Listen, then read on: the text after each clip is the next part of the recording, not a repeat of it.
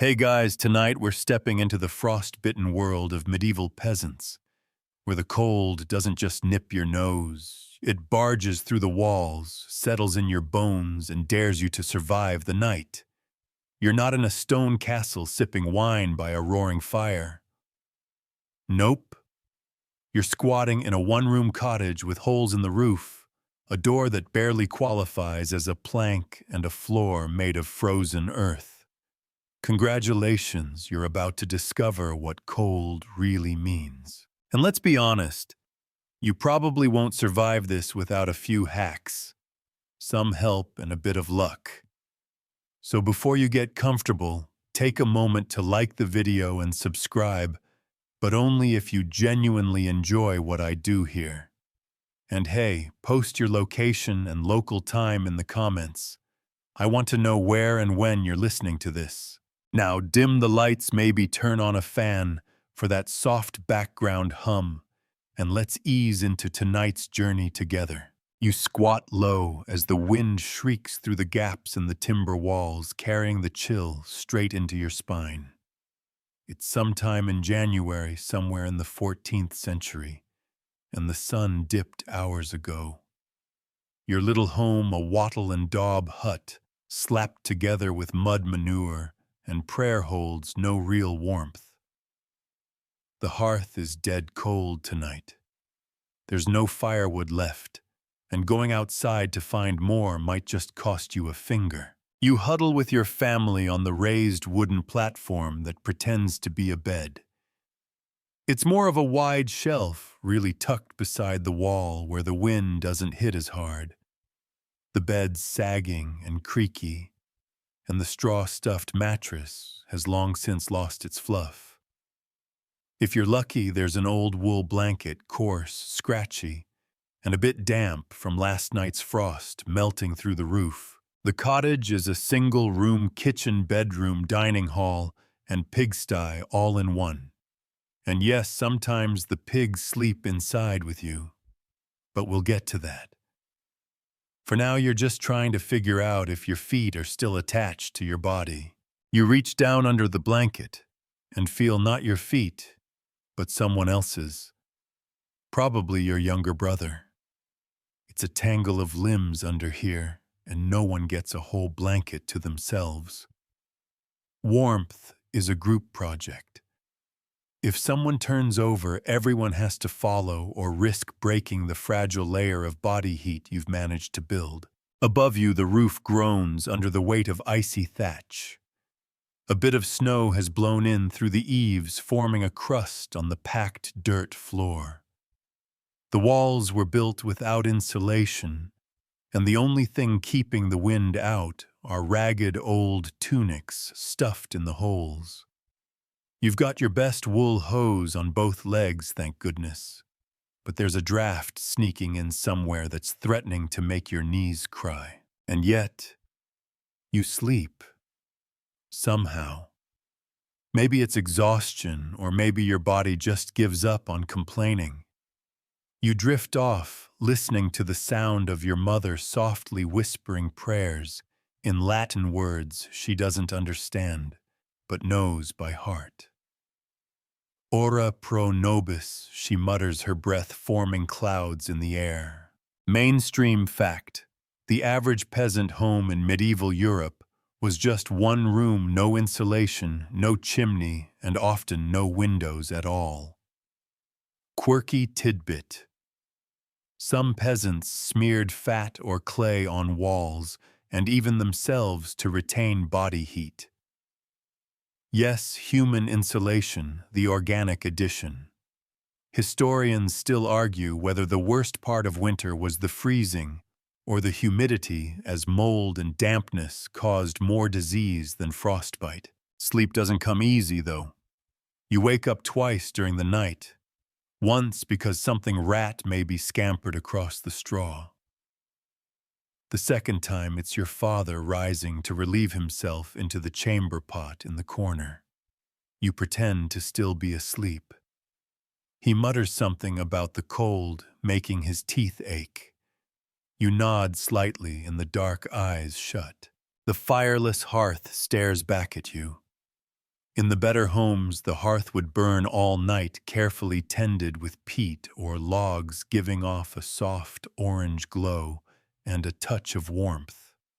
But you're living in what's called a smokehouse for a reason. It chokes when there's a fire smoke curling around the rafters, no flue to carry it away. So on many nights, you don't light anything at all, and there's this hum, just barely audible wind whistling through knotholes, wood creaking under cold pressure, someone snoring with their mouth open, probably Uncle Reeve, who refused to sleep in the barn again after last year's frost-bitten toe. But hey, let's not pretend you're totally helpless. You've got your tricks. Straw stuffed inside your clothes for extra padding. An old hood pulled down low over your eyes. Fingers tucked deep into armpits. And you're lying in the tightest fetal position imaginable, trying to keep your core warm without cutting off circulation to your toes. The medieval version of thermal underwear is basically everything I own worn all at once. Outside, the frost is painting the world silver. The moonlight filters in through a slit in the wall, just enough to light the hanging herbs above the hearth, dried sage wormwood, and a bunch of other things your gran swears ward off sickness and spirits. You believe her, not because you're superstitious, but because this cottage is held together with hope and herbal tea. Eventually, the black sky begins to pale. You hear the rooster 3 houses down doing its best to act like the sun. You don't want to move, but your back says otherwise. You sit up slowly, feeling every creak in your bones. Someone's already moving your mother, stoking what's left in the hearth. She might get a flame going. Or maybe not. Another day begins. You survived another night. Barely. And you'll do it all again tonight. You spend the morning thinking about fire, mostly how you don't have one. The coals from yesterday's cooking are long cold, and the hearth sits there like a gaping mouth offering no comfort. Your fingers are stiff, your breath clouds the air, and your nose feels like it might just fall off out of protest. But starting a fire isn't simple. Not out here, not in winter, not when wood is more precious than food. Fuel isn't free. Trees belong to the lord of the manor or the abbey. Every stick twig or fallen branch is technically his. You're allowed to collect Estover's dead wood on the ground, but if you're caught cutting a live branch, well, say hello to a fine you can't afford or a hand you can't lose. So you look to the ground like everyone else. You scavenge dried grass, cow dung, and peat, the holy trinity of peasant fuel. Peat is your best bet today. It's soggy turf dug from the bog in warmer months, stacked to dry, then hauled home and stored near the cottage. Not exactly firewood, but it burns slow and smoky like a wet promise. You grab a chunk from the stack and carry it inside, careful not to drop it on your bare toes. You blow gently on yesterday's ash, hoping for a ghost of warmth. But all you get is a cough and a face full of soot. Cow dung it is then. You add a few dried patties to the hearth, arrange some brittle straw around them, and use a smoldering reed from your neighbor's house to coax it all to life. The smell is, what's the word, historic. But the faint heat is worth it. You warm your hands above the flickering patty flame and pretend not to notice your sister gagging in the corner. No wood, no chimney, and no expectations of luxury. This is survival by compromise, by invention. You learn to think in warmth equivalents. Dung equals heat peat equals longer heat huddling equals free heat. And that's when the idea hits. You yell outside, bring in the goats. It's not your first winter rodeo. You know that animals are basically living, bleeding radiators. Goats, dogs, chickens. They all generate warmth, and more importantly, they don't complain when you use them as foot warmers. Soon enough, two goats are tethered near the door, snorting softly, their breath fogging in the morning light. Tonight they'll be inside.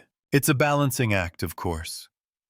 Too many animals in one room, and it stops smelling like a home and starts smelling like the back of a barn, which, let's be honest, is not that different anyway.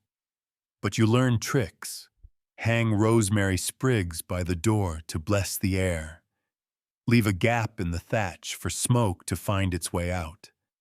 Make sure no one steps in anything squishy during the night. Mainstream fact, in colder regions, it was common for peasants to keep animals indoors during winter, especially pigs, goats, and dogs, both for warmth and protection.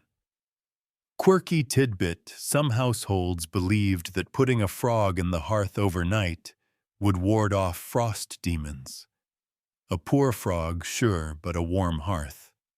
Historians still argue whether sleeping with livestock was more for warmth or more about preventing theft, especially during the hungry months, when animals were prime targets. As the fire starts to sputter stronger, your mother scoops porridge into a cracked wooden bowl. It's cold, of course. It was made yesterday, but it's still edible.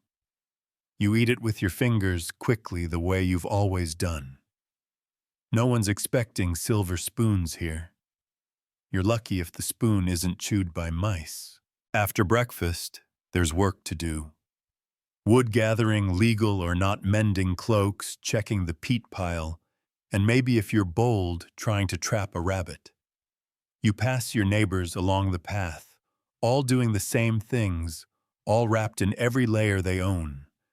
They nod at you like, yep, still not dead. It's the winter greeting. You learn early that fires must be earned, not expected. Each spark is hard won.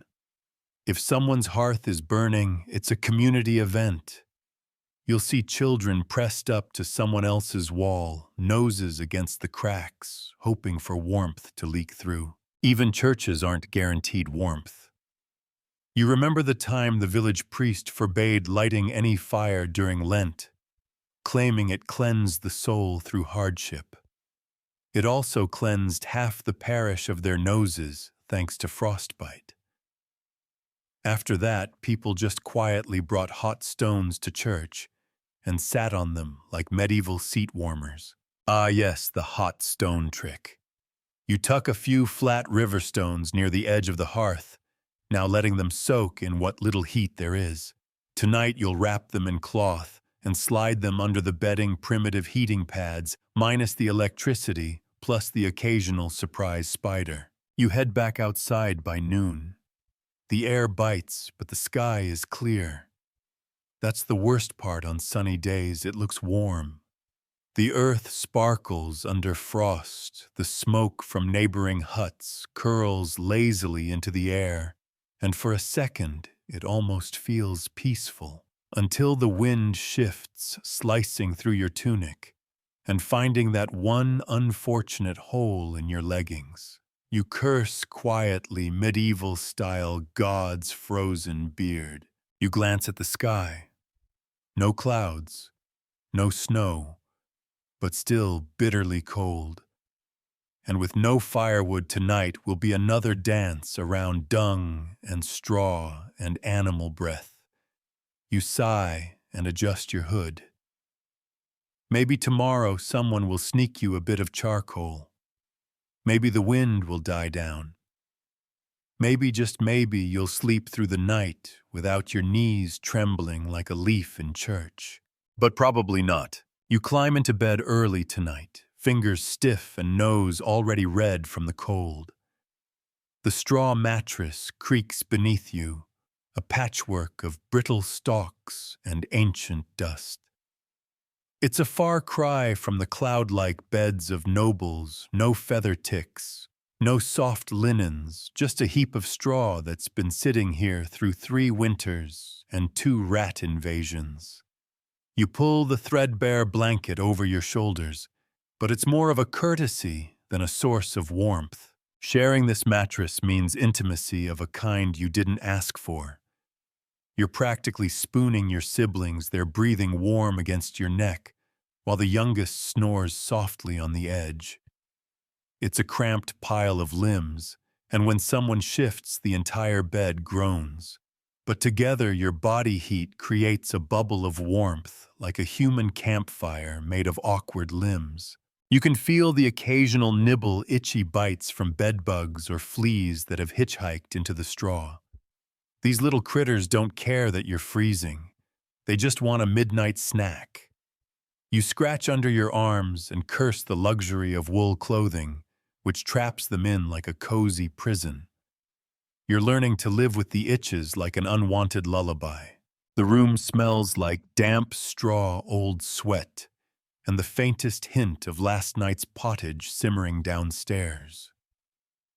That smell somehow makes the cold more bearable, like the promise of food might come true before dawn. Historically, the straw mattress was one of the few comforts peasants had, and a breeding ground for parasites. Archaeologists digging medieval cottages often find layers of straw mixed with insect remains, revealing the unspoken cost of warmth and comfort. Some say peasants slept directly on the floor, covered only by animal skins. But historians still argue whether that was widespread or a desperate last resort during famines or harsh winters. You shift carefully, mindful not to wake the little ones, and tuck your feet deep under the blanket. Your legs feel like blocks of ice. You press your hands against the mattress, trying to squeeze some heat from the dry straw. It's a feeble effort, but any warmth is a victory. Outside, the wind rattles the thin walls, sending a chorus of rattling noises through the house, old timber protesting, loose thatch shaking, and a mysterious tapping that might be the neighbor's cat or something less friendly. Sometimes you wonder if ghosts are more active on cold nights, when the living are too frozen to chase them off. Folk tales warn that spirits take advantage of cold and darkness, slipping through cracks to steal warmth and sometimes souls. You mumble a prayer you barely remember, hoping it wards off more than just nightmares. And then there's the matter of pests. Bedbugs, fleas, and mites thrived in the damp, crowded conditions of medieval cottages. Some peasants would burn straw bedding in the spring to kill these vermin, but that meant losing precious insulation for winter. Others tried herbal repellents, lavender wormwood, and tansy, but the effectiveness is debated. A fringe belief claimed that placing a live toad near the bed could absorb bad spirits and bugs, but no one could vouch for the toad's comfort or consent. As you lay there, you notice the faint, warm breath of your dog curled at the foot of the bed. A scruffy companion who's been sneaking inside more often these days, chasing away cold and loneliness alike. There's a strange comfort in sharing body heat with animals, too.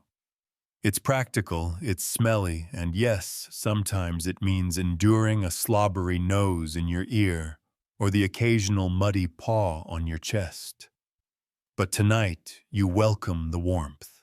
You remember stories from older villagers about sleeping sacks filled with straw and herbs, primitive sleeping bags that offered a thin barrier against the cold.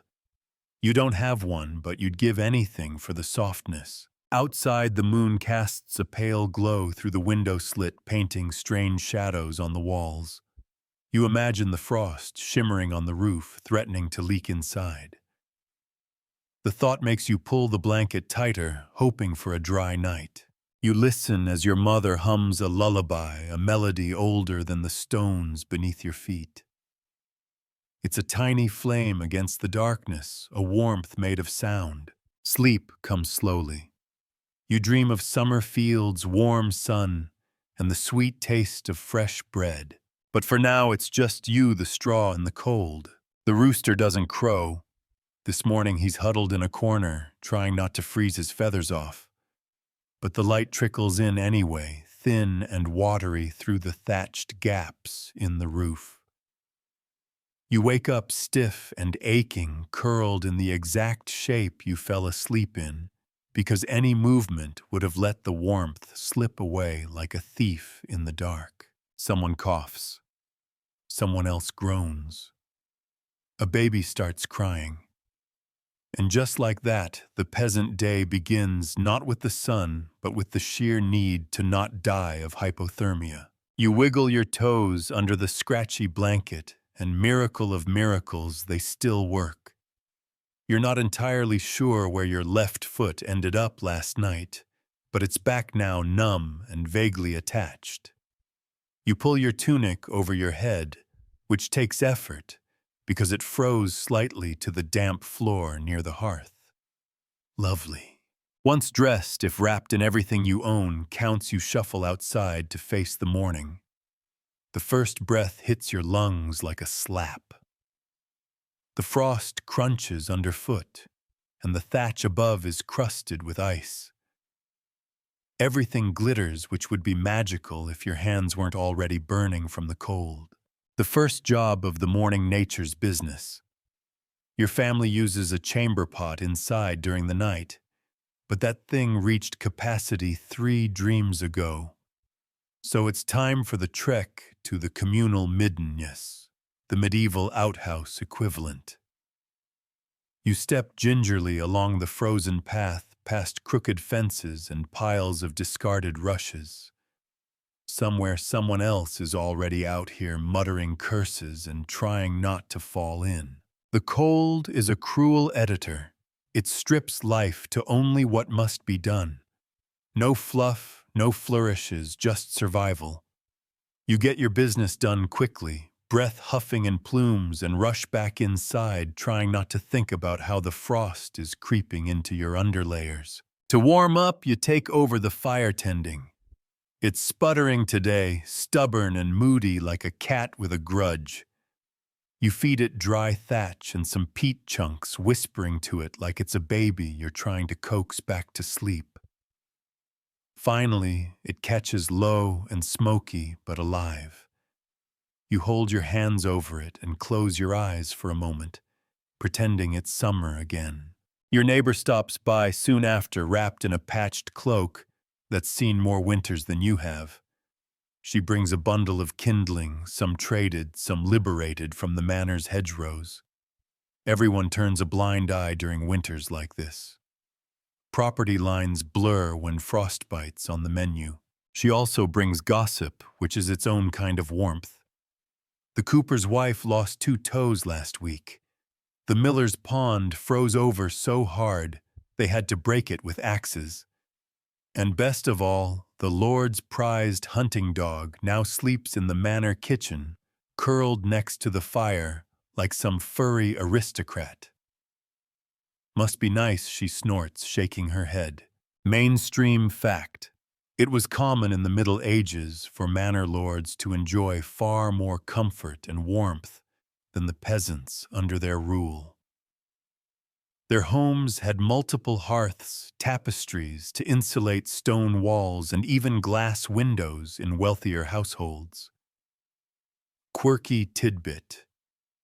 Some peasants believed that placing your shoes upside down near the hearth would trick evil spirits into getting stuck inside them instead of entering your dreams.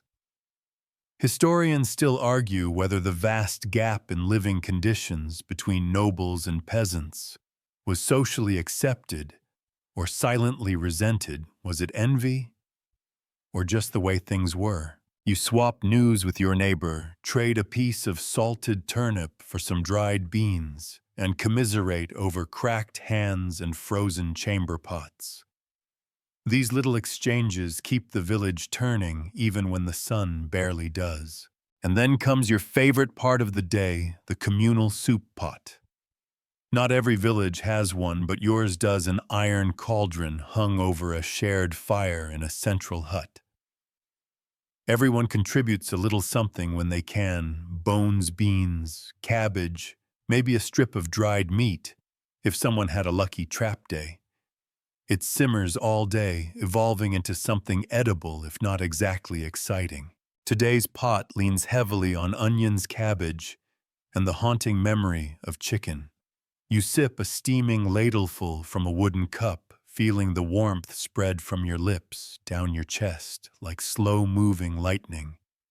It's spicy, too. Someone must have thrown in wild mustard seeds. You silently thank them. The communal pot does more than warm bodies. It warms community.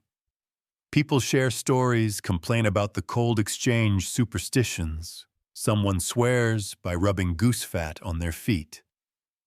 Another insists that sleeping with your head to the east wards off frost spirits. You all laugh, but secretly, you'll probably try it tonight. You head back home with a warm belly and just enough optimism to face the evening chores. The cold is still here, biting at your fingers and nose, but it feels less personal now, more like background noise than a threat. As you pass the chapel, you pause. The old stone walls are coated in frost, and the bell rope hangs stiff and silent. You duck inside just for a moment. It's colder than your house, but somehow it feels warmer. Maybe it's the quiet. Maybe it's the candles flickering against the walls. Maybe it's just the hope that someone somewhere is listening. You whisper a small prayer, not for riches, not even for spring, just for one more night where everyone wakes up in the morning with all their fingers still attached. Evening creeps in before the sky decides what color it wants to be. There's no dramatic sunset here, just a slow dimming, like someone turning down the wick of the world. You gather firewood, what little you have from the pile beside the hearth.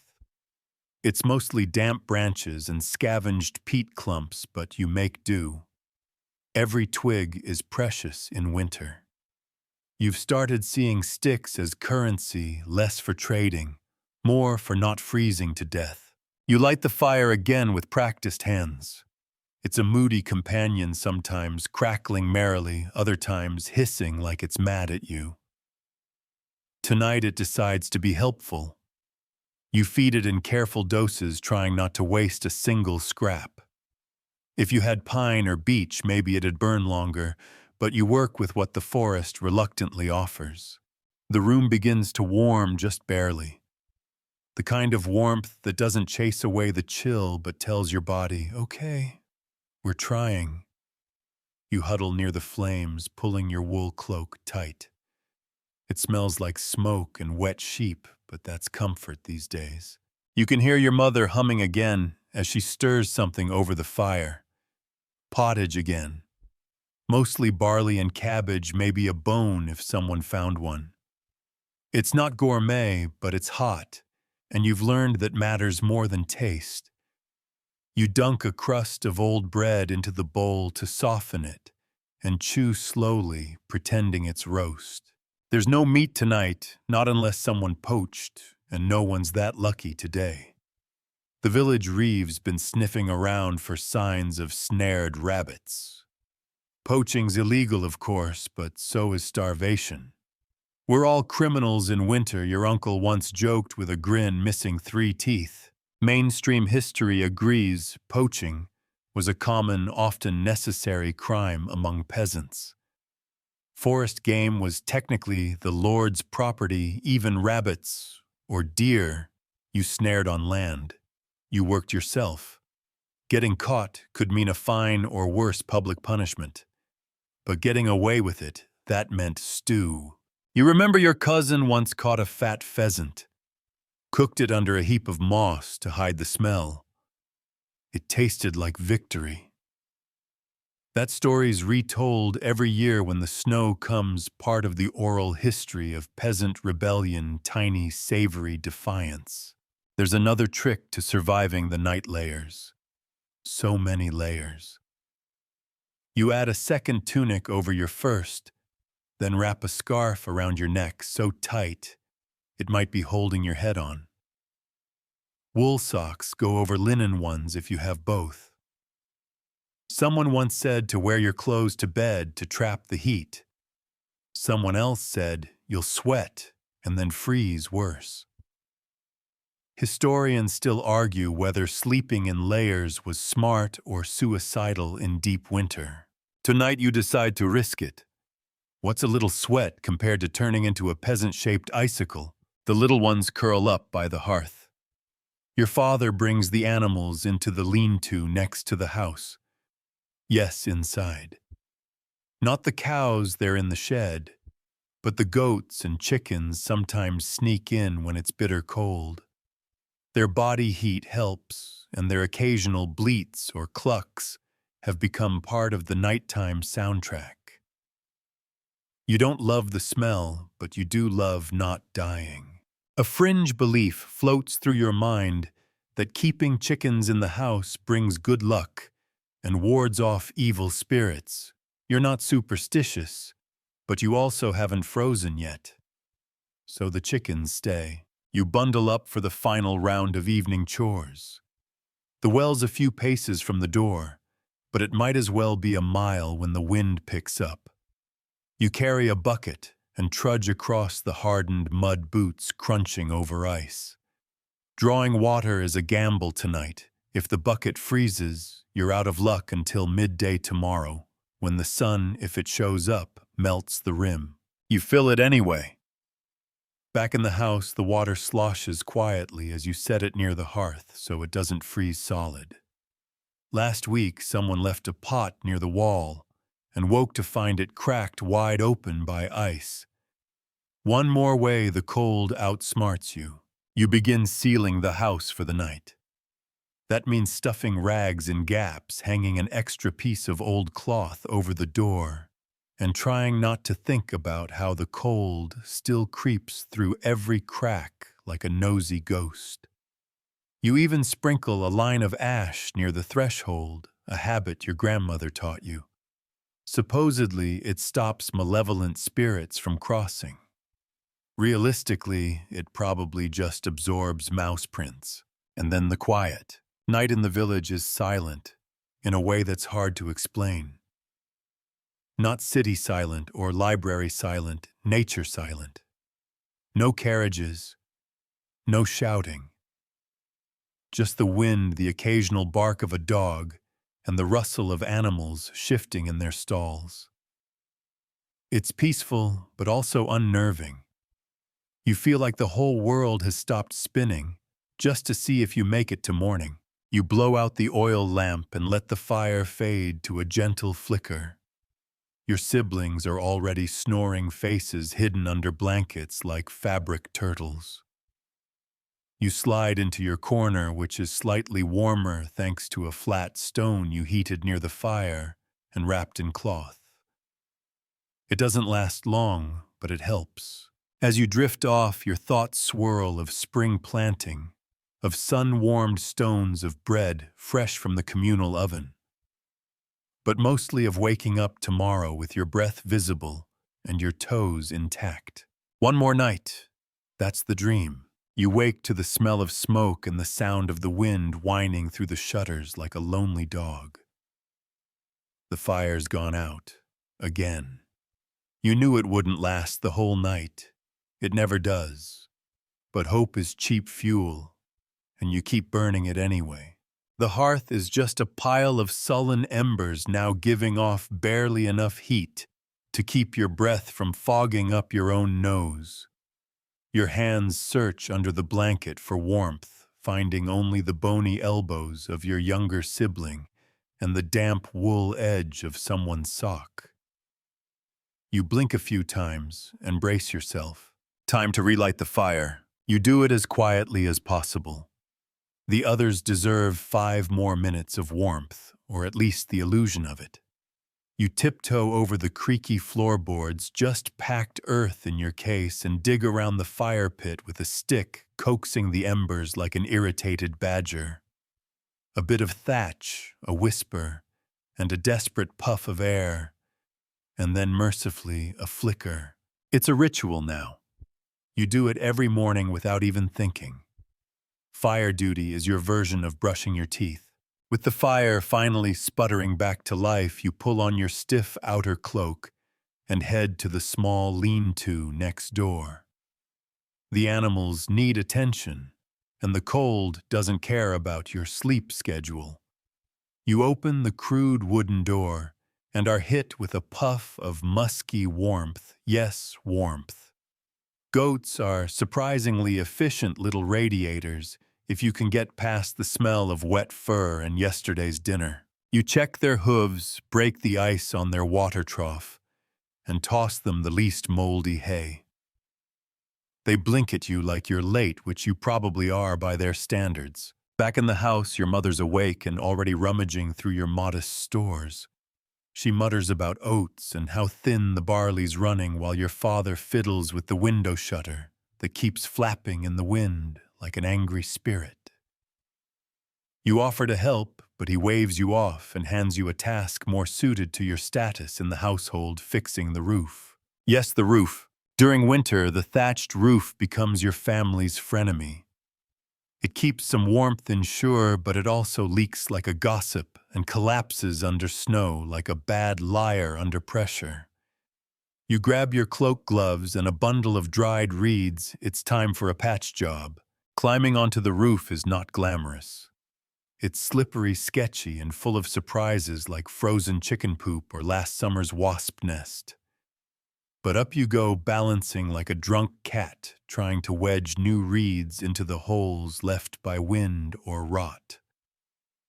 As you work, you can see the whole village from here, crooked chimneys, puffing smoke, white fields stretching toward a gray sky, and figures bundled like lumpy sausages trudging toward the forest line. Up here, it's clear your life is stitched together with the barest threads. A gust of wind, a collapsed roof, one bad winter, you could unravel fast. But you don't think about that. Instead, you focus on the patching. One reed at a time. Mainstream fact. Thatched roofs were standard in medieval peasant homes, offering good insulation, but requiring constant maintenance, especially during harsh winters, when leaks and sagging could turn your living space into a swamp. Quirky tidbit, some villagers believed that placing nettles in the thatch would keep evil spirits and mischievous fairies away from the household. There's probably one in your roof right now getting poked. Historians still argue whether peasants maintained their homes communally or individually during winter crises, whether thatch repair was a shared task or every household for itself.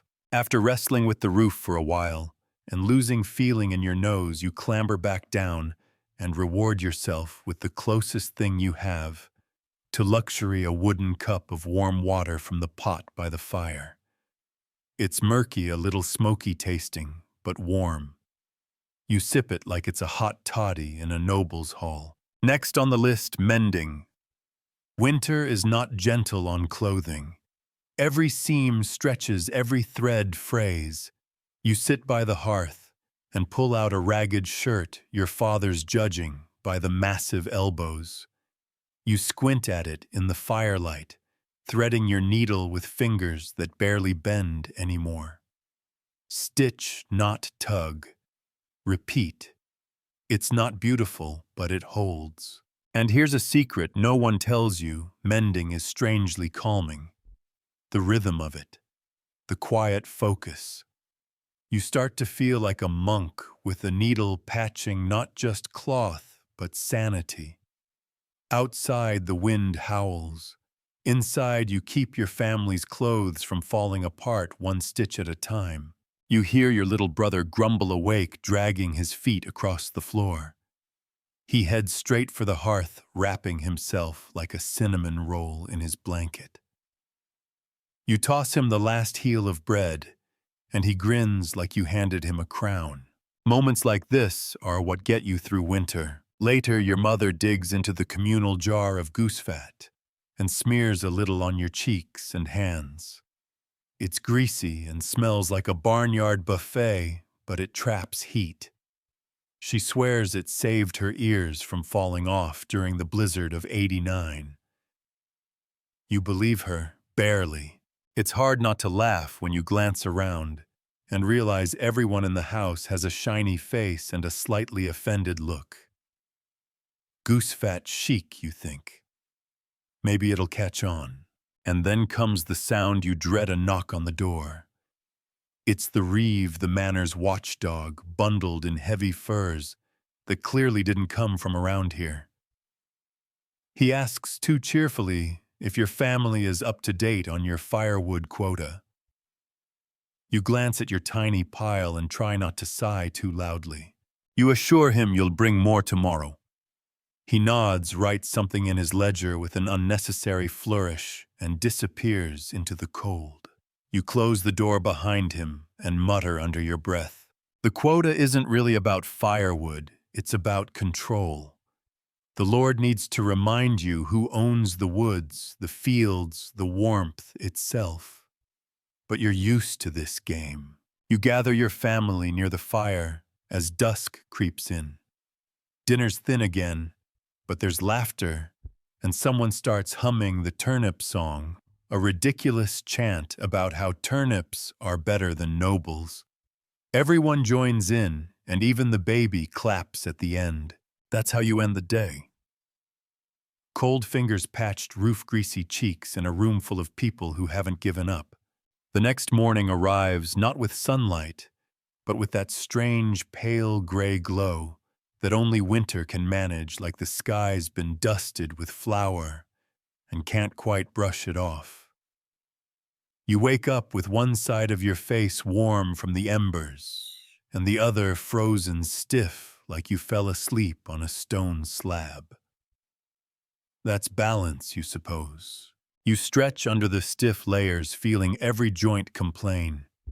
Your back pops in 2 places. Congratulations, you've reached the ripe old age of your body. Now sounds like a bag of kindling. You kick off the blanket or what counts for one, and it crackles like old parchment. The day's first challenge. Your boots. They're not really boots anymore, more like the ghost of boots past. You slide them on, hoping the leather hasn't frozen solid. One toe rebels, then another. You do the dance of the half-frozen foot until everything is in place. Another minor miracle. Outside, the air is thick with breath yours. The livestock's the world's. You can see it curling out of nostrils and chimneys alike, each puff a soft exhale of survival. You trudge to the well and draw water with numb hands, muscles aching in that deep winter way that says, "Get used to this." After hauling back the sloshing bucket, you glance toward the tree line. It's foraging time. Yes, in winter. There are still things to find if you know where, and if you're desperate enough, you always know where. Tree bark for stewing. Nettles and winter herbs hidden under snow. The occasional mushroom if the gods are feeling generous.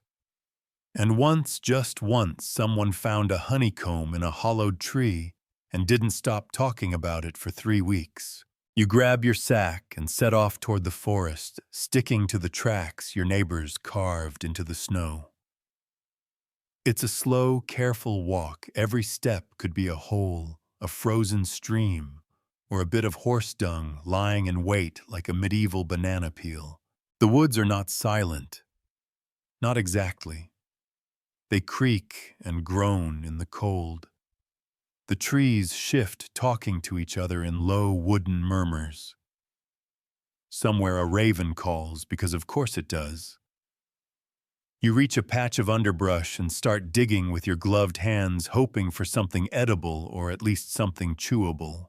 You manage to uncover a few frost-nipped rose hips, a sprig of chickweed, and score a handful of beech nuts. Not exactly a feast, but it's enough to stretch the stew and maybe fool your stomach into thinking you've had a full meal.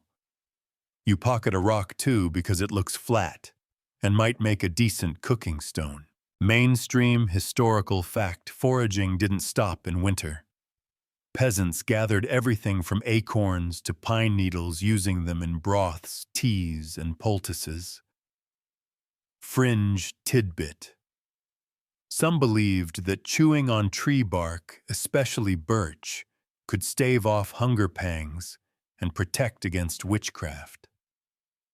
Two problems solved with one gnarly mouthful.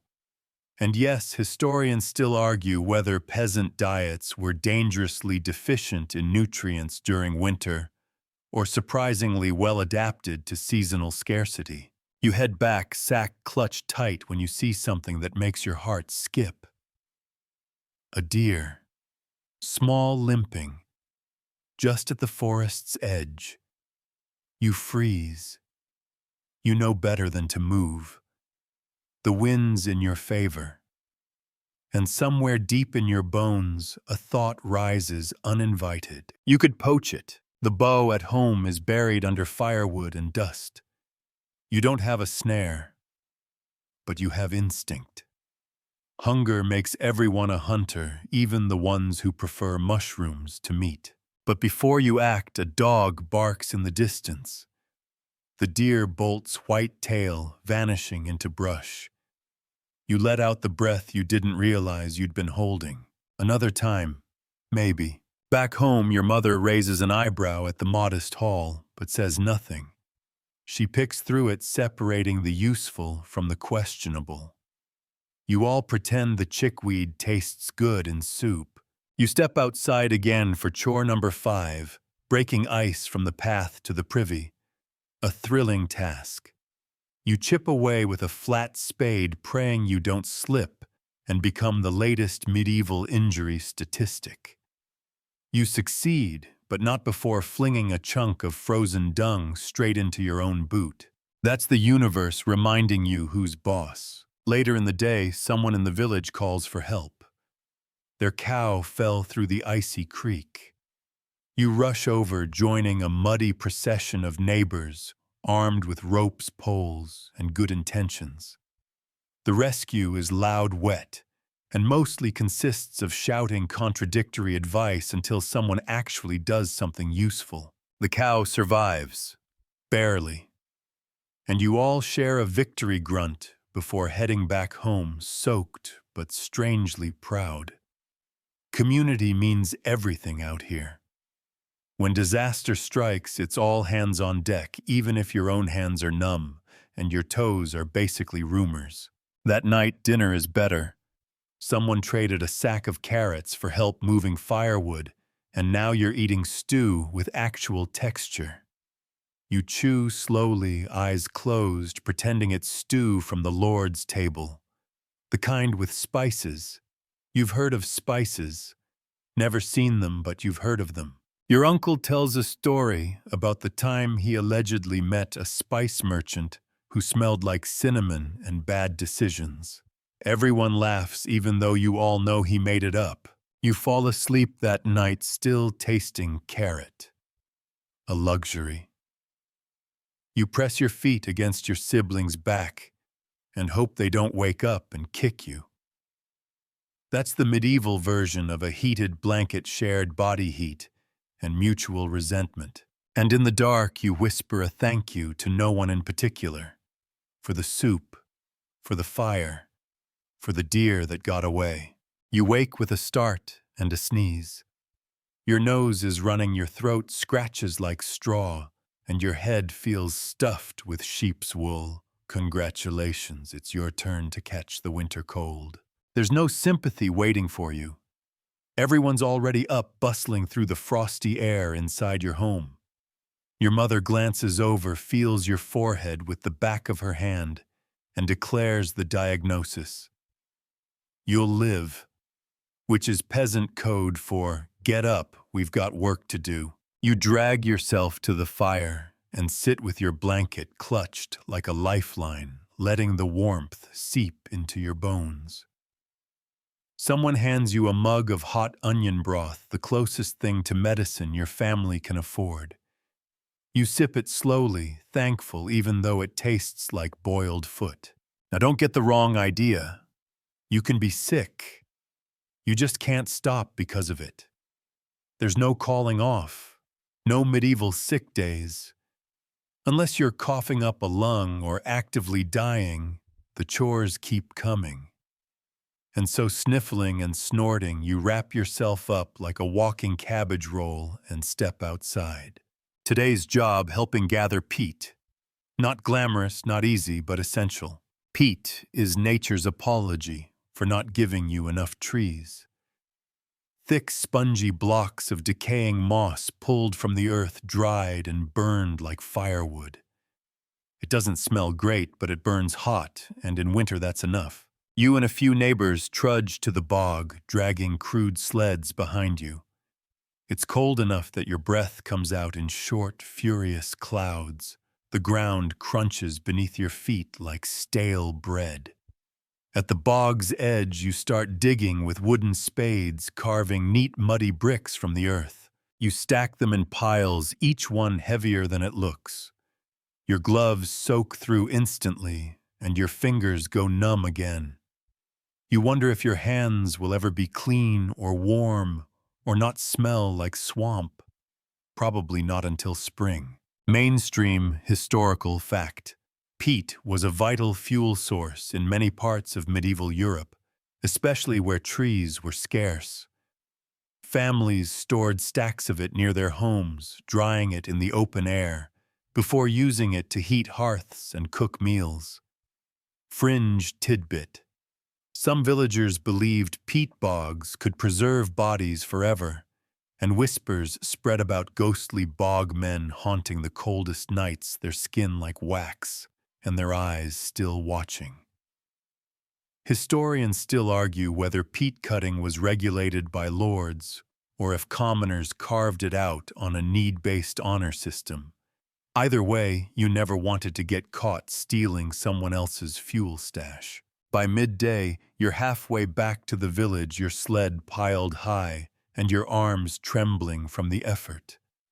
Your nose is still running like a leaky pipe, and your feet feel like they've been replaced with frozen loaves of bread. But the firewood pile is growing. That's something.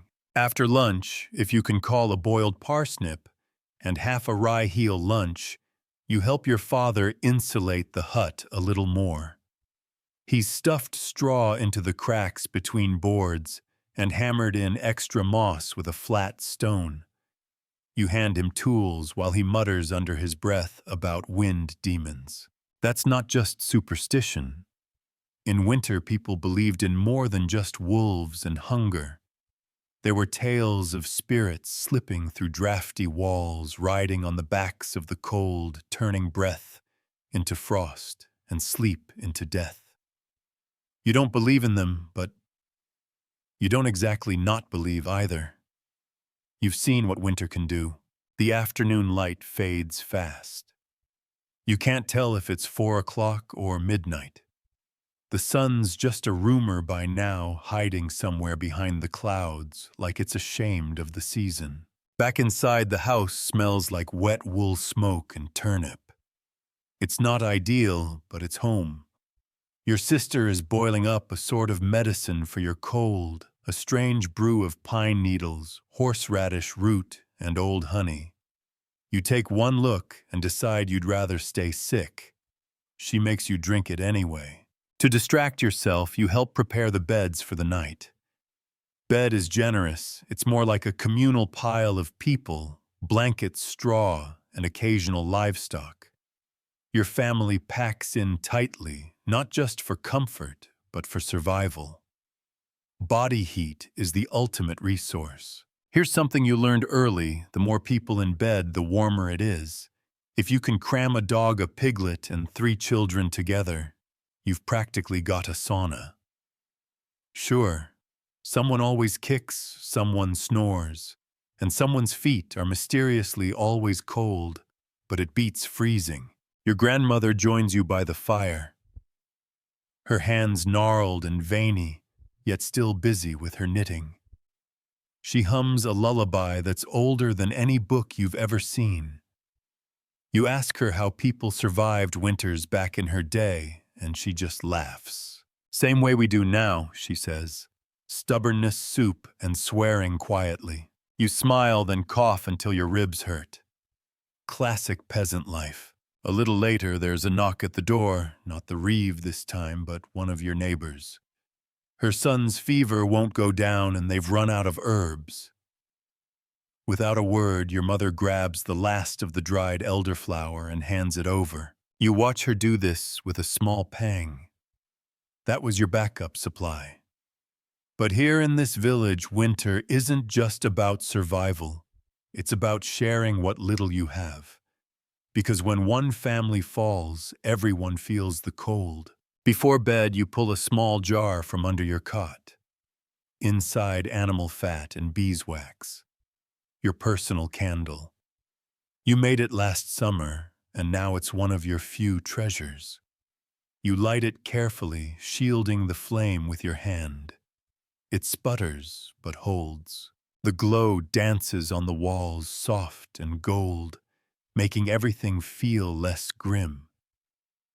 You hold it close and whisper a quiet goodnight to the room, the fire, the wind. Then you blow it out and slip under the covers, curling into yourself like a potato in a root cellar waiting for morning. Morning returns, not as a burst of light, but as a gradual awareness that your face is no longer frozen, just vaguely stiff. The fire burned low during the night, but the extra peat you helped haul yesterday is stacked nearby, and someone, probably your sister, who always wakes up too early, has already coaxed the flames back to life. You're not better exactly. Your nose is still a little leaky and your throat feels like you've swallowed a dry pine cone. But the pine needle tea did something. Or maybe it was the sleep. Or maybe your body has simply decided, we don't have time for this. Today is laundry day. Now don't imagine anything glamorous. There are no laundry lines fluttering in the wind like linen poetry. There is a cauldron. There is lye soap. There is a frozen stream. You can already hear it cracking under the thin sheen of ice and your stomach sinks a little. Laundry day in winter is not about getting things clean. It's about making things less horrifying. Smelling like smoke and boiled cabbage is acceptable. Smelling like something crawled into your tunic and died last harvest, less so. You join your mother and the neighbor's daughter near the stream, hauling a heavy wooden tub between you. Inside linens, underclothes, socks, and cloths so stiff with grime they might qualify as building materials. You light a fire beneath the pot, heat the water with trembling hands, and drop in the soap, homemade caustic, and aggressively herbal. Then begins the scrubbing. Your fingers turn red, then purple, then a weird waxy color you don't like. You stop feeling them around shirt number 4. Mainstream historical fact. Lye soap was often made at home using animal fat and ashes. It was harsh burned skin if used undiluted and stripped dirt with all the grace of a sandstorm. Still, it worked. Quirky tidbit, some families added herbs like thyme or lavender to mask odors. Others just doused clothes in vinegar and hoped for the best. Historians still argue whether regular laundry was common among peasants or reserved for holy days and emergencies. Either way, winter washing was a brutal necessity. You hang what you can near the fire afterward. Everything else draped over chairs, rafters, and anything else that won't run away. The whole house now smells like wet wool and regret. As the laundry drips quietly inside, the day moves on. You help your uncle reinforce the animal shelter next. The livestock, mostly chickens and a thin, opinionated goat, are huddled in their shed, complaining loudly about the temperature. The goat keeps trying to eat your mitten. You politely decline. You help patch a new layer of woven wattle between the posts and stuff it with straw. It's not glamorous, but every crack you seal is another degree of warmth saved. At one point, the wind howls through the trees, and you both stop working just to listen. It sounds like the forest itself is in pain. Then a branch cracks somewhere deep in the woods. You freeze. You and your uncle trade a look. Bandits, wolves. Something worse, you wait. Silence. Just the snow shifting, he says, though you're not entirely convinced. Either way, you both get back to work a little faster. By late afternoon, the chores have slowed. You sit by the hearth and help your grandmother comb through dried herbs. She shows you which ones help with coughs, which ones you should never eat, unless you want to become an unfortunate village legend, and which ones are best saved for the local priest who insists they ward off temptations. Sure, Father Thomas. You ask about the herbs hung over the doorway, braided with little red ribbons. She smiles and says they're to keep winter spirits out. You ask if that's a real thing or just an excuse for decorative twine. She just winks. The air inside feels a little warmer now, and not just from the fire. Everything is softening. The smell of drying clothes, the crackle of stew in the pot, the hush of snow falling again outside. Evening comes quickly this time of year. One moment it's gray, the next black. Your father returns from the forest with a few rabbit snares empty again. You can tell from the set of his shoulders that he's trying not to seem disappointed. Dinner is thin. The last of the cabbage, some dried peas, and a generous splash of broth that tastes faintly of iron. You eat slowly, chewing each bite like it's a favor you're doing your stomach. Afterward, someone suggests music. Your cousin produces a small, misshapen fiddle and starts tuning it with the care of someone holding a baby dragon. It's not perfect, but the notes, once they start, are enough. A simple looping tune that sounds older than any of you. You clap along. Someone sings. Even your stern aunt taps her foot. And for a few minutes, you forget the cold. You forget the frozen socks and the goat and the scratch in your throat. There's just the firelight, the music, and the warmth of people leaning in together. As the music fades, the quiet returns. Not heavy, peaceful. Your father hands you a candle stub. You light it, watching the flame flutter like it might take off. Then you help your siblings settle down on the straw mats, reshuffling blankets and cloaks, trying to find that perfect cocoon of shared heat and not too much elbowing. The candle flickers as you tuck your feet under the heavy quilt. You watch it melt slightly, forming a little wax crater on the clay dish. The light dances on the ceiling beams, and your eyes grow heavy. The wind hisses outside. But inside, your world is still, and somewhere under the straw-stuffed roof and behind the patched shutters, you feel something almost like safety. You wake before the sun again. Though wake is generous, it's more like you stop trying to sleep. The cold has crept in during the night, like a nosy neighbor tugging at your toes, slipping beneath the quilts, whispering, "Good morning. I'm here to ruin everything." Still, you shuffle upright, pulling your cloak tight and blinking through the haze of breath in the air. Around you, your family is already stirring.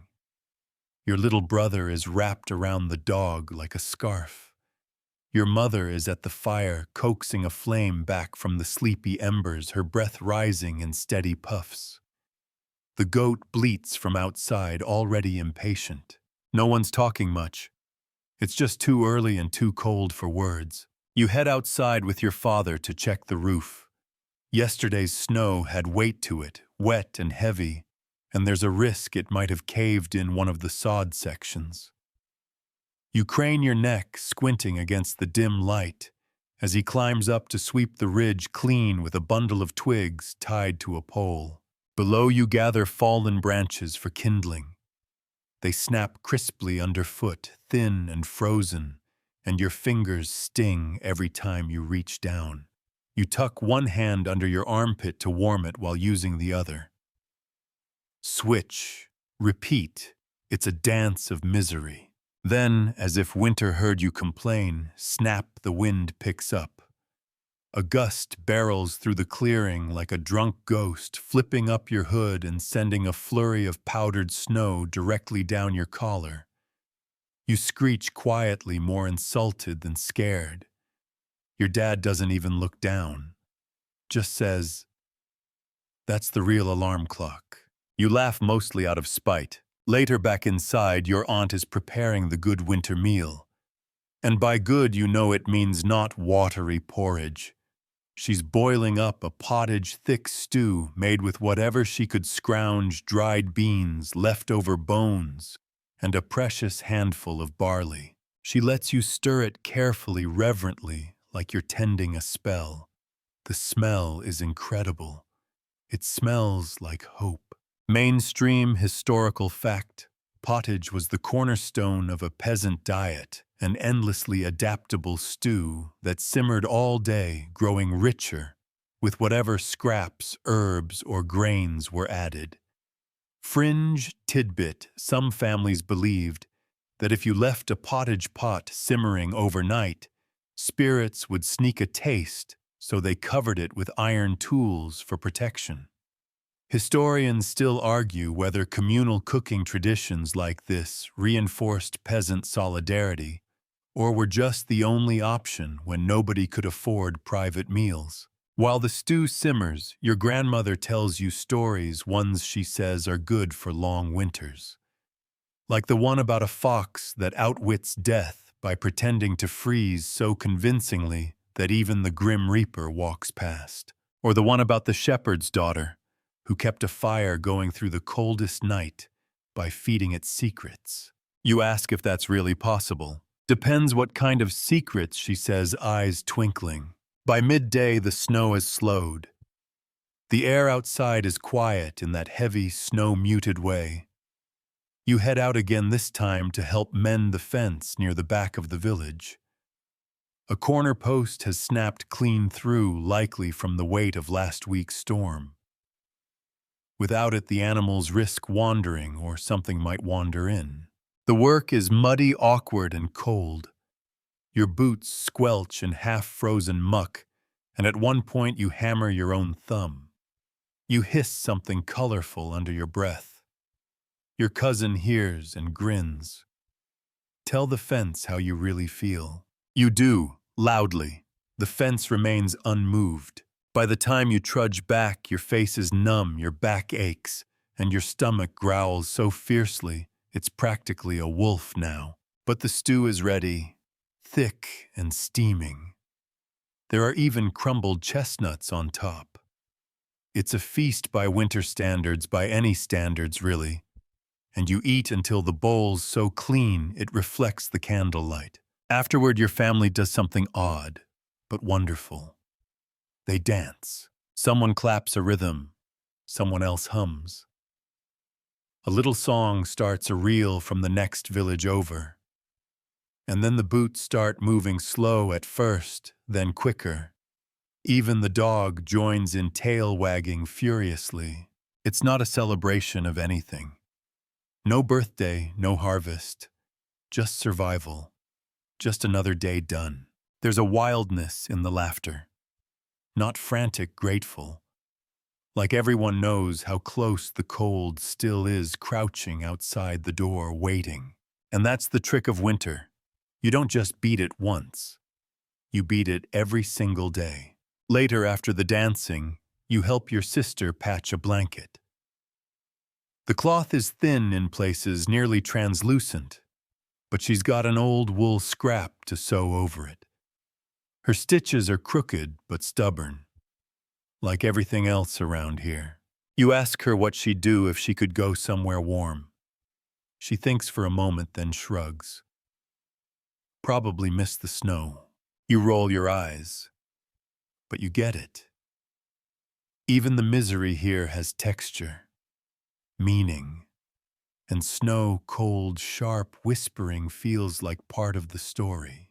The house smells of stew, sweat, and smoke. Everyone's a little pink in the cheeks from the warmth. Your father snores softly from the corner. The candles gutter low and the shadows stretch long over the floorboards. You blow out your own candle slowly, watching the flame twist and vanish. Outside, the wind starts again. But inside, all you hear is the faint creak of wood, the breath of sleep and the long, steady quiet of another night survived. Morning sneaks in under the door, like a cat, soft, cold, and unwelcome. The fire is a sigh of ashes, barely more than a warm memory. You're huddled under the same scratchy blanket, but it feels thinner today, like the cold is gaining confidence. You roll over your face, numb, your nose traitorously running again. Today you're helping repair the shoes. Not your favorite task, but a necessary one unless you enjoy frostbite. The soles of your boots have worn down to tragic suggestions of leather. You sit beside your uncle, who in another life might have been a cobbler. He isn't, but he knows a guy who once met a guy who was. That's good enough.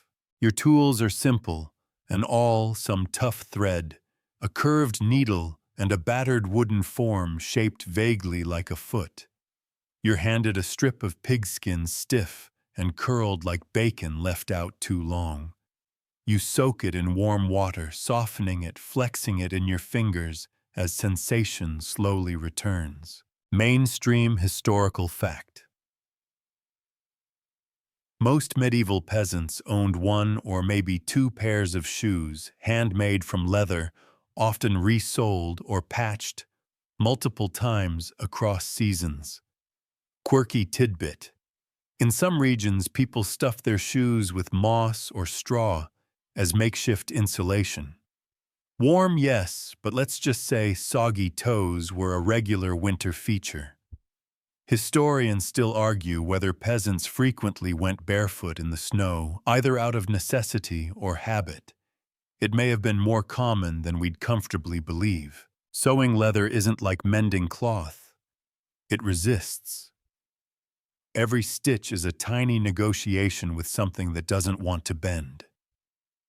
You curse under your breath. Your uncle smirks. That's the spirit, he says, knotting his own thread with a flourish. The goat tries to eat your boot while you're repairing it. Again. By the time you finish, your fingers are aching, but your toes are excited. The repaired boots feel sturdier, still ugly, but solid. You even patch your sister's slippers while you're at it. She rewards you with the last piece of dried apple hidden in her cloak pocket. You pretend it's a royal feast. Outside, the snow glows faintly blue under a sullen sky. It hasn't fallen in a day or two, which is good. But it also means the paths are hard-packed, icy, and unforgiving. You have a delivery to make carrying smoked fish to the old widow down the lane. Her son usually brings food, but he's been sick. Possibly frozen. Possibly both. You wrap the fish in a cloth and tuck it under your arm, then crunch your way through the snow. The wind pokes at your cheeks, playful and cruel. Every step is cautious. The ice threatens rebellion. You slide once arms pinwheeling, somehow stay upright. You bow dramatically to a passing chicken. It does not care. The widow's hut is small, slightly tilted, and smells like a mixture of herbs, mystery, and something you can't quite identify, possibly boiled socks. She's wrapped in 5 cloaks and a sarcastic expression. Well, if it isn't the frost fairy, she says, squinting at you. You deliver the fish and stay long enough to help her bring in firewood, tuck furs tighter around the bed, and fetch the bucket of ice she calls water. Before you leave, she gives you a charm, a little bundle of rosemary and iron. For your house, she says. Or your goats. Same difference. Back home, your mother's boiling water again. Not for tea this time, but to soften tough roots and cook what little grain remains in the sack. Dinner will be more suggestion than meal. You sigh and turn your attention to the firewood stack. It's looking low. Again. You know what that means. The forest waits. You and your cousins strap on cloaks, grab dull hatchets, and trudge toward the woods. The trees are tall, dark, and groaning under snow. The deeper you go, the more the world muffles. Every footstep sinks. The silence is beautiful and eerie. You both take turns cutting. The wood is reluctant, the blades bouncing until you find the grain's weak spot. Sweat slicks your neck despite the chill. Your breath hangs like fog, thick and panting. At one point you find animal tracks, large, fresh, and unfamiliar. Your cousin crouches beside them, frowns, then grins too wide. Could be a wolf, he says, or something worse. Like what? He leans in. Like the spirit of winter itself, looking for lost kids to turn into icicles. You do not appreciate the timing of that comment. Still, you gather the wood quickly after that. Fringe tidbit. Some medieval children were told winter spirits would take them if they wandered too far into the woods during snow, part cautionary tale, part forest management strategy. The sun begins to dip behind the trees as you return. Your arms ache. Your hands are blistered. But the load on your back is solid, vital. You've earned your meal. That night, dinner is hot if not hearty. The roots are soft enough to chew, and the grain has soaked up the water into something resembling porridge. You add a pinch of salt, rationed but allowed, and everyone eats with quiet gratitude. Afterward, your sister asks for a story. You think for a moment and make one up about a snow monster that tries to sneak into a cottage but gets distracted by a dancing goat. She giggles until she's hiccuping. The candlelight throws shadows on the walls that flicker and stretch. You trace them with your eyes, letting your body relax by slow degrees. You lie down again, this time with your newly repaired boots tucked neatly beside your straw mat. Ready for tomorrow. Ready for whatever it brings. Outside, the snow starts again, whispering against the window like a secret. Inside, you close your eyes. You made it through another day. You're dreaming about bread. Not just any bread, real bread. Thick, warm, crusty loaves with golden tops and soft insides that melt on your tongue like buttered clouds. You reach for another slice, fingers just grazing it. And then the rooster screams in your ear like an angry kettle. You jolt awake to your own disappointed stomach. The hut is chilly again, though thankfully not Arctic. Someone's added wood to the fire during the night. You silently thank them. It might have been your brother, or the dog.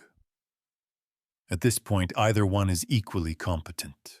Your mother hands you a cup of something hot and barely drinkable, some bitter root steeped in boiled snow.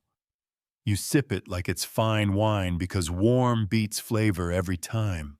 Today is the market trip. Once a week, weather permitting, someone from your household trudges into the nearby village to barter.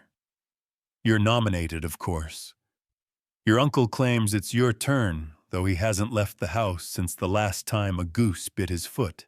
You wrap up tight 2 tunics, a cloak, and what can generously be called gloves if you squint and lower your expectations. You carry a small sack of goods, a bundle of dried herbs, a pair of rabbit pelts, and a single beeswax candle, valuable stuff by peasant standards. You also tuck the widow's rosemary and iron charm into your belt, just in case. The road to the village is less a path and more a suggestion, packed snow, uneven and slippery.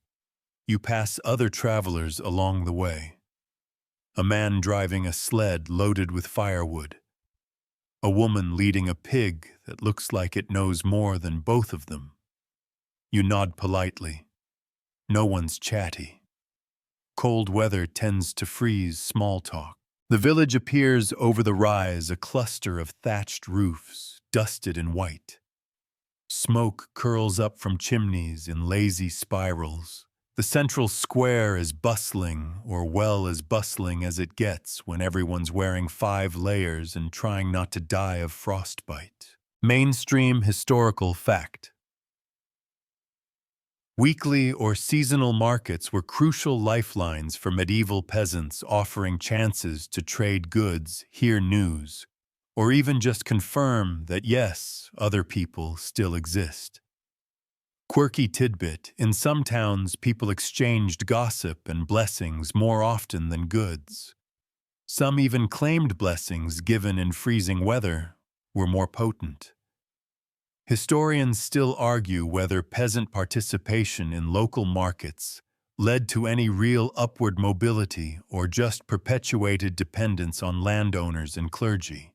You make your way between carts and stalls, each one smelling different. Wood smoke, salted fish, beeswax, stale onions, manure. You offer your herbs to a woman selling turnips. She squints, sniffs, and nods. A trade is made. You pocket 2 small onions and a bruised apple like you've just struck gold. At another stall, you exchange one of the rabbit pelts for a chunk of cheese. It's hard as a rock, but edible if you soak it in porridge or just gnaw like a determined beaver. Then comes the candle. You're saving that for something special. You eye a man selling thick wool socks. Tempting, but no. Then you see a boy offering dried mushrooms and something clicks. Your sister's been coughing, maybe those will help. You trade. Mission accomplished. You take a moment to soak in the noise. You overhear a story about a goat that gave birth to 2 kids in a snowstorm. You hear rumors of a tax increase, typical. And there's talk of wolves moving closer to the village this winter. Again. You pretend you're not listening, but your ears file everything away. On your way back, you stop by the church. The priest isn't there, probably keeping his toes warm somewhere else, but the building's open. It's warmer than the outside and smells like wax and incense. You take a minute to rest, eating your apple slowly, while looking at the faded painting of some saint wrestling a lion. Not practical, but inspiring. You trudge home before the sun dips too far. The wind picks up, needling your cheeks and tugging at your hood. By the time you reach your hut, your fingers are pink and your toes feel like boiled stones, but the mushrooms make your mother smile. She says she'll add them to tomorrow's stew. Your sister hugs you even if it's mostly for the socks you brought her from last time.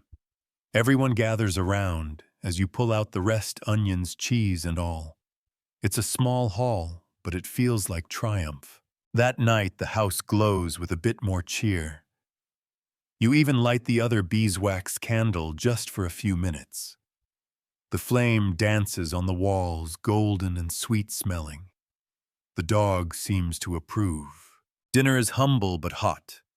You share the cheese. The apple core goes to the goat. Your cousin tells a joke that doesn't land, but everyone laughs anyway. Because it's warm, because it's safe, because the candle's still burning. Later you sit with your father as he carves a spoon from a block of wood. His hands are calloused, the knife blade dull, but each movement is precise.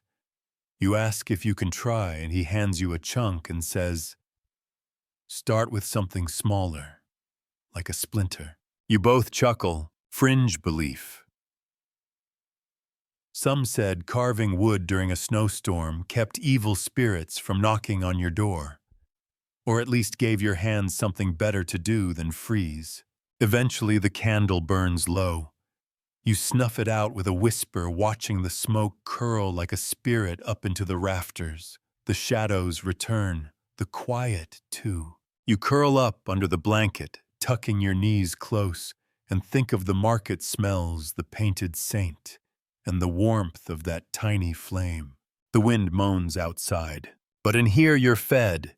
You're warm. You're home. You wake to a sound you never like hearing, dripping. Not the good kind, like stew simmering or candle wax pooling. No, this is roof dripping. Water patting down onto the packed earth floor in slow, sarcastic beats. Drip, drip, drip. You stare up. A small patch of thatch near the chimney has surrendered to the melting snow. Congratulations, you now have indoor precipitation. Still wrapped in your blanket, you shuffle over and put a cracked wooden bowl beneath the leak. The drip plunks right in. Fixing it will have to wait. Your brother mumbles something that might have been roof goblins and rolls over. You slip your boots on, they're still dry from yesterday, small victories, and step outside. The cold hits less like a slap and more like a long sigh today. Warmer air is moving in, but that just means slush. Everything is heavier, wetter, and more slippery. Every step has the tragic possibility of becoming a full-body sled ride. Today's task, water collection. Your family's barrel is frozen solid, which means hiking to the stream. Again. The one that may or may not be partially cursed. The one with the weird frogs. You gather the empty buckets, wooden, leaky, and heavy when full, and start the trek. The snow crunches beneath your boots in that satisfying way that says it hasn't completely melted into shoe-eating mush. Yet. Mainstream historical fact, many peasant homes didn't have easy access to clean water during winter, especially if wells or barrels froze. Gathering stream or river water was a daily necessity. Quirky tidbit. Some medieval people believed that water collected during a full moon stayed fresh longer. Not proven. Still charming. Historians still argue whether certain villages had communal water collection duties or relied purely on individual household effort. Either way, it was freezing. At the stream, you break through the icy crust with a stick. The water below is clear, bitter cold, and flowing just enough. You crouch carefully, scooping water into your buckets. It's a two-hand job, one to pour, the other to stop your face from freezing off. Halfway through, something rustles nearby. You freeze. Could be a squirrel. Could be a bandit. Could be the ghost of a disappointed Roman centurion. Turns out, it's just the neighbor kid trying to catch trout with a string and a nail. You both nod in that solemn winter way that says we're surviving barely, and that's the bond. Back home, you stagger in with sloshing buckets. Your arms are burning. Your nose is leaking. You feel like a heroic pack mule. Everyone cheers quietly, because that means tea today won't taste like rehydrated goat hair. You set the water near the hearth to warm slightly and plop down utterly spent. But you don't stay seated long. Today is laundry day. Yes, in winter. You haul out the clothes, mostly linen undergarments, a few woolen tunics, and a pair of socks, stiff enough to stand trial. The washing tub is brought out, a barrel cut in half, already filled with yesterday's heated snowmelt. Soap, not really. More like lye-based sludge and a handful of ash. It smells faintly of doom. But you scrub. You dunk. You wring. Over and over. Your knuckles turn pink, then red, then sort of not a color. Fringe belief. Some said washing clothes too often in winter invited bad luck or angry spirits. But others claimed it cleansed not just dirt, but sin. Guess it depends on how badly your tunic smells. Once washed, the clothes are draped near the hearth on sticks and lines stiff as frozen flags. Steam rises slowly, curling into the air like laundry ghosts. You sniff your sleeve. Still questionable, but better. Your mother hums while stirring something in the pot. You join her.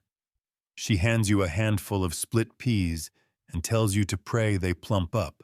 Later, the midwife arrives. Not for you, thankfully, but to check on your aunt who's heavily pregnant and deeply uncomfortable. The midwife is wrapped in layers and smells like rosemary and strong opinions. She inspects the expectant mother with brisk hands and blunt wisdom.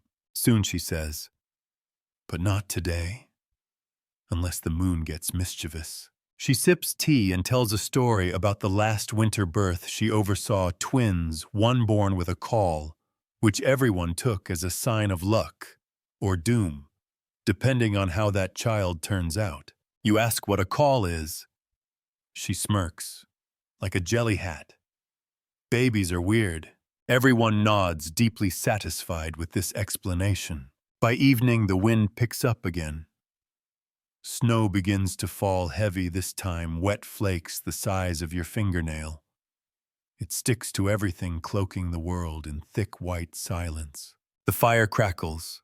The house is warm from cooking and company. You play a game with your cousin, something involving dice beans and aggressive pointing. You win mostly because he sneezes mid-roll and accidentally flings his bean into the fire. The night draws long. You help your mother hang the last damp tunic. Your sister is drawing in the ashes on the hearth, with a stick, sketching what she says is a chicken, but looks suspiciously like your uncle. Your father tells an old tale about a man who angered winter by refusing to offer it soup. The man was turned into an icicle. The soup became eternal. "Do not annoy winter," he concludes, sipping his broth meaningfully. You nod.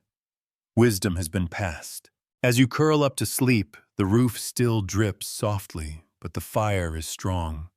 The blankets are heavy. Your boots are dry. There's soup left for tomorrow. You smile, eyes fluttering shut, as the snow sings its quiet lullaby on the rooftop. The morning hits different today, not with frostbite, not with dread, but with something odd. Is that sunlight? You blink into the brightness streaming through the slats in the wall. For the first time in what feels like weeks, the sky outside is a deep, impossible blue, like someone forgot to put the gray filter back on. And miracle of miracles, it's above freezing. You step outside cautiously, as if the world might change its mind. The snow has softened overnight, losing its brittle crunch. Now it squishes gently beneath your boots like wet bread.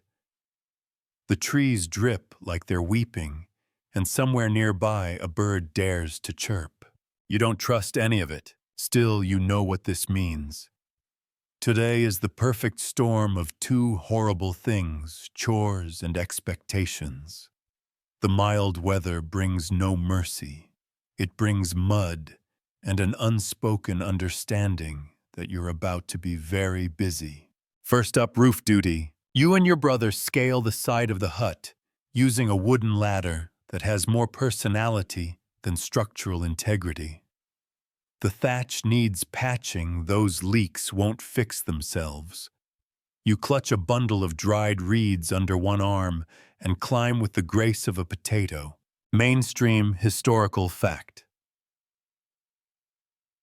Thatched roofs were standard for most medieval peasant homes, requiring frequent upkeep, especially after heavy snow or rainstorms. Families often repaired them seasonally using local reeds, straw, or heather. Quirky tidbit, some people believed that adding a small charm, a horseshoe, or a carved rune under the thatch would keep evil spirits from slipping through the cracks. Historians still argue whether some roof repairs were community-organized events or always left to each household. Either way, if it leaked, you got wet. You wedge yourself onto the slope, careful not to fall into the pig pen below. The pig watches you with quiet judgment. You slap down the new reeds, thread them in with the old, and tie them with strips of willow bark. It's messy work, cold, damp, splintery, but weirdly satisfying. You feel like you're knitting a sweater for your house. When the sun reaches its highest point somewhere behind a curtain of melting fog, you take a break. Your sister brings up a hunk of bread slightly less hard than last week's, and a few sour berries from the root cellar. You eat with your legs dangling off the roof, watching your breath in the air.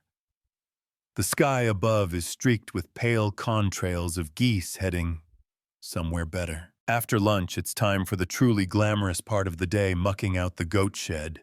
There's no elegant way to describe this. It's shoveling frozen, half-melted dung into a pile that you'll later recycle into the garden come spring. You try not to inhale too deeply. The goat, of course, finds this whole thing hilarious and follows you around like a slightly evil dog. Eventually, the sun dips low again. Not dark yet, but golden. The kind of light that makes even mud look like art. You help your father chop kindling. The axe is dull and stubborn. You both take turns breathing heavily in the cold, warm air. Your father pauses between swings. "Ever wonder why we do all this?" he asks, not looking at you. You shrug. "To not die." He chuckles. "That's part of it. You both know the rest. To keep warm, to keep food on the fire, to keep spirits high enough so that no one goes a little too quiet in winter." By late afternoon, your legs are jelly, your arms ache, and your boots have entirely surrendered to the mud. But the roof doesn't leak anymore, the goats are content, and the firewood pile is respectably tall. You spend the evening whittling by the hearth. A spoon this time. Your first one actually looks like a spoon and not an injured duck. Your mother beams like you've invented glass. Dinner is thick oat porridge laced with the last of the berries and a pinch of salt. It tastes like survival and mild triumph. You don't complain.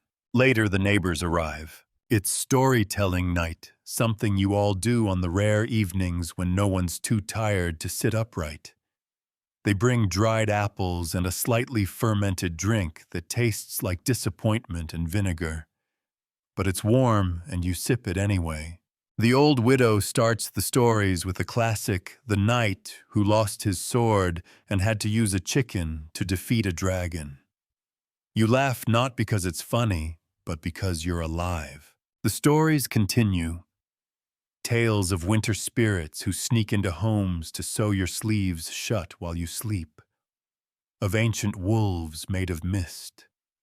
Of women who danced with the moon and turned into owls. Fringe belief.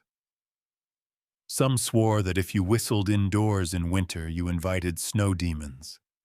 Others claimed that owl women would bless your home if you left a bowl of cream on the roof. You're not superstitious, except for the cream. You totally did that once. The fire burns low. Someone pulls out a fiddle and scrapes a sleep tune from it. Your cousin claps in time. The dog howls, which somehow fits. And there, in the flickering light, surrounded by muddy boots and half-finished spoons and steaming mugs and laughter so quiet it barely ripples the air, you feel it. Not comfort exactly, but enough. Enough warmth, enough food, enough story. The storm will come again. The freeze will return. But tonight you have survived. And that, for a medieval peasant, is the greatest luxury of all. Your dreams last night were strange, something about dancing goats and soup that never ran out. But by the time you open your eyes, the memories dissolve like mist. What doesn't dissolve is the sound, not the creak of the roof, not the snoring of your uncle. This is a sound with teeth whined howling like it's trying to pry open the sky. You pull the covers tighter. The warmth under your layers is sacred now, a small miracle that clings to you like a secret. But you know what's waiting out there. You always do. Your father is already up, boots thudding on the floor, voice a gravelly mutter of storm came early. The temperatures dropped again, undoing all the soft, sunny promises of yesterday. Of course it did. Winter doesn't leave quietly. Breakfast is a thick barley mash, a bit bland. Okay, very bland. You add a pinch of dried wild herbs and pretend it helps. Everyone eats in silence, focused on the wind clawing at the shutters. Today's first task: reinforce the walls. You and your brother smear fresh clay mud along the base of the outer wall, plugging in every small crack like nervous dentists. It's cold, sticky work that makes your fingers go numb within minutes. The wind flings snow sideways and your cheeks turn the color of overripe tomatoes. Mainstream historical fact. Many peasant homes were made of wattle and daub wooden slats filled with a mixture of clay straw and dung. Regular maintenance was essential, especially in cold weather when cracks expanded and let in brutal drafts. Quirky tidbit: in some regions, people believed adding crushed eggshells to the daub kept out evil spirits. Eggshells, or just insulation. Historians are still laughing. Historians still argue whether some peasants had scheduled mud days for entire villages or just patched as needed. Either way, it wasn't glamorous. As the day goes on, the wind howls louder, like it's working through some very personal rage. You dash inside between gusts and help seal up the shutter slats with old rags soaked in animal fat. Gross, yes, but effective. Then the worst thing happens: the fire almost goes out. You rush to the hearth and pump the bellows with a desperation usually reserved for drowning. The embers respond grudgingly. You add dried peat, then some bark, then, when no one's looking, a shred of old linen. It catches. Flames flicker back to life. You feel like a hero. Fire was everything in a medieval winter. Without it, heat was gone. Cooking was gone. Light was gone. You were, well, probably gone too. You now understand why every story starts and ends with the hearth. It's not just where life happens, it's what makes life possible. The storm pounds harder. You spend the rest of the afternoon huddled with your siblings, playing games carved into the dirt floor. There's a game of knuckle bones using sheep vertebrae. A guessing game involving riddles and curses. You even invent one where the goal is to not sneeze while covered in soot. You lose immediately. Your mother reads from a scrap of parchment, a prayer, or maybe a recipe. You can't tell. Her voice is soft, but the words feel strong, like armor.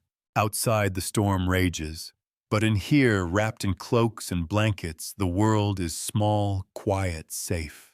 For dinner, it's cabbage stew again. You don't even complain.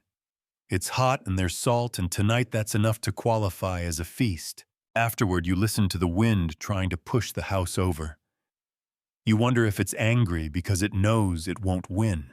At bedtime, your father tells a final tale of the spirit of winter itself. A pale rider on a frosted horse who roams the land searching for doorways left open. If he finds one, he brings endless snow. If not, he moves on. You all check the door, twice. Before you sleep, you place a small bundle beneath your straw mattress, a token your grandmother made from birch twigs and dried rowan berries. It's meant to protect dreams. You don't know if it works, but it's helped so far. As you lie back, the fire now just aglow, the storm begins to soften. Not because it's tired, but because you endured. You survived another day, and that you realize is what medieval winter was: a long string of almosts. Almost ran out of wood, almost froze, almost gave up, but you didn't. And each of those almosts was stitched together with chores and soup and superstition and the sort of stubborn love only poor families can afford to give so freely. You close your eyes. The wind sighs through the trees like a tired god, and slowly, gently, the storm retreats. Wind down 300 words. You're still for a while, not quite asleep, not quite awake. The air has cooled, but not enough to shiver. Your breath is slow now, your heartbeat quiet. Outside, the last of the snow slips off the eaves, patting softly onto the earth below. The pig snuffles once, then settles. The fire's glow traces shadows on the wall, long, lazy strokes of light that flicker with the rhythm of calm. You can still hear the occasional creak in the roof, but it no longer sounds like a threat. It sounds like a house that's holding strong.